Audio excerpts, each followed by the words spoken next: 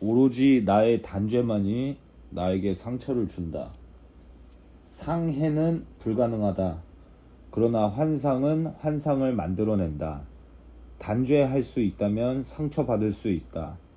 왜냐하면 그대는 자신이 상처를 줄 수 있으며 그대가 자신을 위해 확립한 권리가 이제 자신에게 반해서 사용될 수 있다고 믿었기 때문이다. 따라서 그대는 마침내 그 권리를 가치 없고 원치 않으며 비실제라고 내려놓는다. 그러면 환상은 효과가 없으며 환상이 갖고 있는 것처럼 보였던 모든 효과도 벗겨진다. 그러면 그대는 자유로우니 자유는 그대의 선물이며 이제 그대는 자신이 준 선물을 받을 수 있기 때문이다. 단죄하라. 그러면 그대는 죄수가 된다. 용서하라. 그러면 그대는 자유로워진다. 이러한 것이 지각을 지배하는 법이다. 그것은 참 알미 이해하는 법이 아니니 자유는 참 알의 일부이기 때문이다.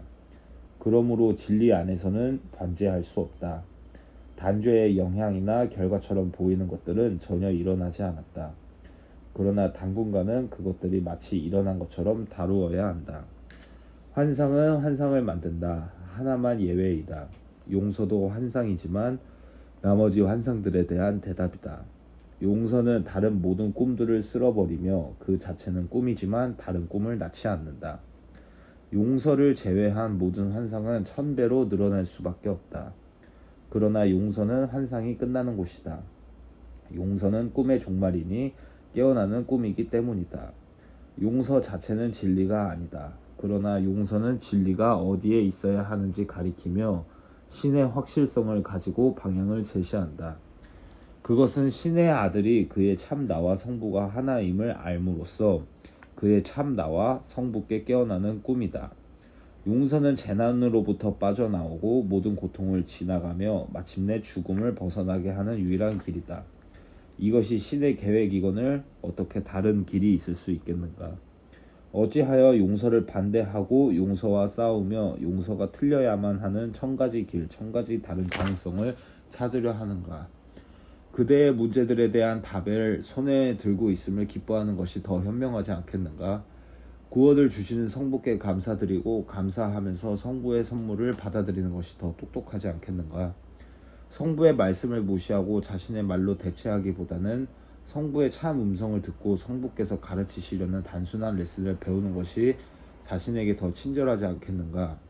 성부의 말씀은 효과가 있으며 구원할 것이다. 성부의 말씀은 이 지구에서 찾을 수 있는 모든 희망, 모든 축복, 그리고 모든 기쁨을 담고 있다. 성부의 말씀은 신 안에서 태어나 그 위에 하늘의 사랑을 얹어서 그대에게 온다.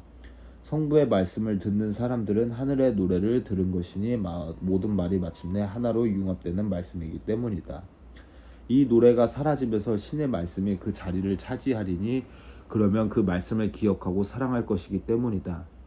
이 세상은 분리된 것처럼 생각되는 많은 소굴을 갖고 있으며 거기서 자비는 아무런 의미가 없고 공격이 정당하게 보인다.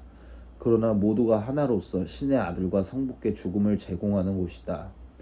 그대는 성부와 아들이 죽음을 받아들였다고 생각할지 모르지만 그들의 피를 보았던 곳을 다시 바라보면 그 대신 기적을 지각할 것이다. 그들이 죽을 수 있다고 믿다니 얼마나 어리석은가. 그대가 공격할 수 있다고 믿다니 얼마나 어리석은가. 그대가 단죄할 수 있고 거룩한 신의 아들이 죽을 수 있다니 얼마나 미친 생각인가. 그대의 참 나의 고요함은 이 같은 생각들에 영향받지 않으며 미동도 하지 않는다. 또한 용서가 필요할 수 있는 어떤 단죄도 의식하지 못한다. 여러 종류의 꿈이든 이상하고 진리에게 낯설다. 그러나 참 진리가 아닌 무엇이 환상을 피 안으로 데려가는 진리로 가는 다리를 놓는 참 생각을 할 수 있겠는가? 오늘 우리는 자유가 찾아와서 그대와 편안한 관계를 맺도록 하는 연습을 한다. 그대가 빛의 열쇠를 찾아서 어둠을 끝낼 수 있도록 진리가 그대의 마음에 다음의 말들을 부여한다. 오로지 나의 단죄만이 나에게 상처를 준다. 오로지 나 자신만의 용서만이 나를 자유롭게 한다. 어떤 형식의 고통도 용서하지 않는 생각을 드러낼 수 없음을 오늘 잊지 마라. 또한 용서가 치유할 수 없는 형식의 고통도 있을 수 없다. 신의 아들 안에 단죄란 없다고 선언하는 유일한 환상을 받아들여라. 그러면 즉각 하늘을 기억하리라. 이 유일한 꿈 안에서 마침내 그리스도의 얼굴이 베일을 벗으면서 세상을 잊고 그와 함께 세상의 온갖 기이한 믿음들도 잊게 된다. 이것이 성령이 성부께로부터 받아서 그대를 위해 간직하고 있는 선물이다. 오늘 땅과 그대의 거룩한 집에서 동시에 축제를 열자. 그대가 유죄라고 생각했던 허물들을 용서하면서 땅과 하늘에게 친절하라.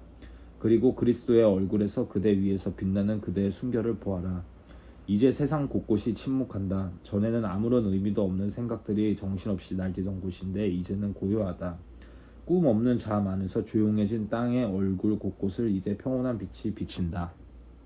이제 그 위에 오로지 신의 말씀만 남아있다.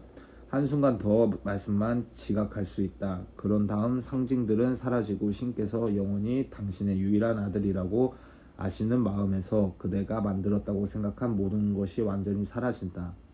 아들 안에 단죄란 없다. 그는 거룩함 안에서 완전하다. 그는 자비로운 생각이 필요 없다. 모든 것이 그의 것이거늘 누가 그에게 선물을 줄 수 있겠는가. 참 죄 없음의 아들인 그는 성부와 너무도 닮아서 그를 보는 것은 더 이상 지각하는 것이 아니라 오로지 성부를 아는 것이거늘 누가 그에게 용서를 제공한다는 꿈을 꿀 수 있겠는가. 아들의 이 비전 안에서 그것은 너무도 짧아서 이 유일한 영원과 시간 없음 사이가 한순간도 되지 않는다. 그대는 그대 자신의 비전을 보며 그런 다음 영원히 신 안으로 사라진다. 오늘 우리는 이 비전과 우리의 영원 사이에 있는 모든 것이 끝나는 지점에 더 가까이 간다. 우리는 이만큼 멀리 온 것을 기뻐하며 우리를 여기로 데려온 성령은 이제 우리를 버리지 않을 것임을 인지한다. 왜냐하면 성령은 오늘 신께서 그를 통해 우리에게 주신 선물을 우리에게 줄 것이기 때문이다. 지금이 그대의 구원을 위한 때이다. 그때가 왔다. 오늘 그때가 왔다. Jesus commentary. 그대의 단죄만이 그대에게 상처를 준다는 것은 가장 강력한 뉴스이다. 그렇지 않은가? 고통의 뒤에는 항상 용서하지 않는 생각이 자리 잡고 있다. 예를 들어 미래가 두렵다면 돈이 충분하지 않을 것이라고 생각한다면 용서하지 않는 생각이다. 그대는 세상이 그대에게 친절하지 않고 사랑하지 않으며 관대하지 않다고 선언하는 것이다. 만약 그대가 모든 것이 괜찮다. 어디서 살 돈을 마련할 수 있는지 알 수 없지만 3주 후 나는 아주 훌륭할 거야. 나는 보살핌을 받을 거야. 이렇게 말했다면 그대의 몸과 마음에 들어가는 진동이 완전 다름을 느낄 것이다. 바로 사랑의 진동이 이러하다 수용의 진동이며 감사와 신뢰와 신앙의 진동이다. 두려움의 진동이 있고 단죄와 판단의 진동이 있듯이 그 생각들의 반대와 그것들을 뿜어내는 느낌에도 진동이 있다.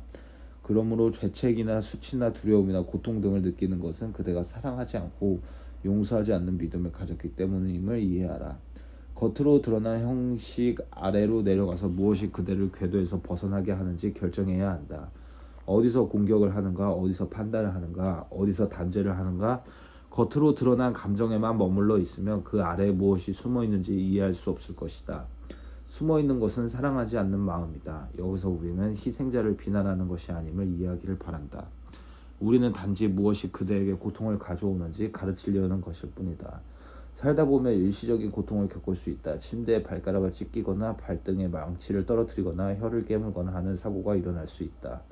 그러나 그대가 살아온 긴 세월을 돌이켜보면 문제는 그런 육체적인 고통이 아니다. 끊임없이 문제가 되는 것은 정신적인 그리고 감정적인 고통이다. 정신과 감정의 고통은 선택이다. 그대의 선택이다. 그대는 자유의지를 사용하고 수용하고 사랑하고 용서할 수 있으며 단죄하고 판단하고 분리할 수도 있다. 모든 것은 그대에게 달려있다. 그대는 그대의 배의 선장이다. 그러므로 일상 안에서 그대가 겪는 고통을 직시해야 한다. 여기서는 육체적인 고통을 말하는 것이 아니다. 감정적 고통과 정신적 고난에 대해 말하는 것이다. 그런 고통은 필수가 아니라 선택이다. 그대가 바로 범인이다. 많은 경우 고통은 분명히 삼키기 어려운 약이니 다른 사람이 그대에게 상처를 주었다고 느끼기 때문이다. 그러나 그를 용서하고 단죄하지 않으면 고통이 멈출 것이다. 그러면 비로소 우리가 말하는 사실임을 보게 될 것이다.